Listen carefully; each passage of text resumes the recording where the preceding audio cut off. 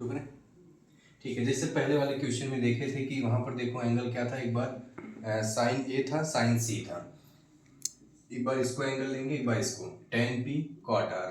ठीक है, तो फिगर दे रखा है, क्वेश्चन है एनसीईआरटी का एक्सरसाइज 8.1 क्वेश्चन नंबर सेकेंड, और सेम तरीके से जैसा फर्स्ट में था।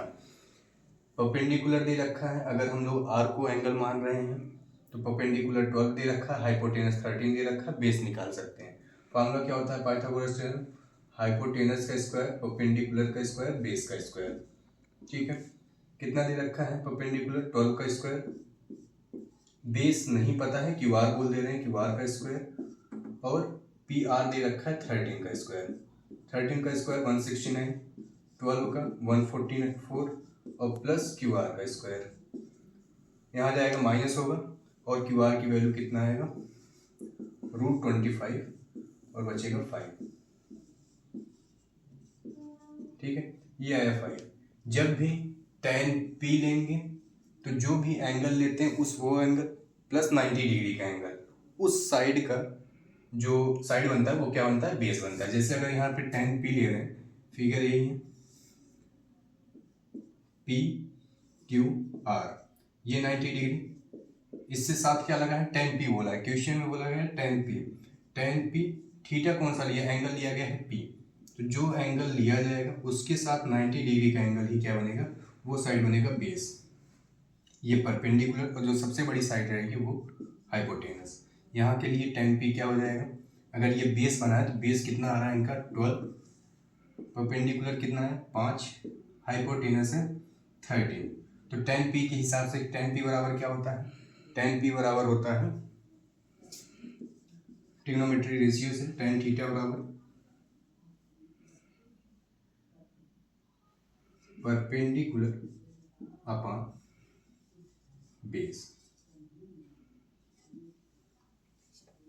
ठीक है, परपेंडिकुलर यहाँ पर कितना है 5, बेस कितना है, बेस है इस हिसाब से 12। ठीक है, अगर tan a ले रहे हैं, tan p ले रहे हैं फिर, ठीक है, अगर cot r ले रहे हैं तो इस समय cot r के लिए जो एंगल लिया जा रहा है वो कौन सा लिया जा रहा है, r। 90 डिग्री किसके साइड, r के साथ क्यू आर। अब ये जो बना है ये क्या बना है, बेस, ये बेस है, ये परपेंडिकुलर, बड़ी साइड हाइपोटेनस। बेस क्या है 5, हाइपोटेनस 13, और परपेंडिकुलर 12। tan कॉट आर ले, कॉट आर के लिए क्या हो जाएगा, कॉट आर बराबर क्या होता है, tan का उल्टा, base upon perpendicular, base upon perpendicular. Base क्या है इस हिसाब से 5, परपेंडिकुलर कितना है 12।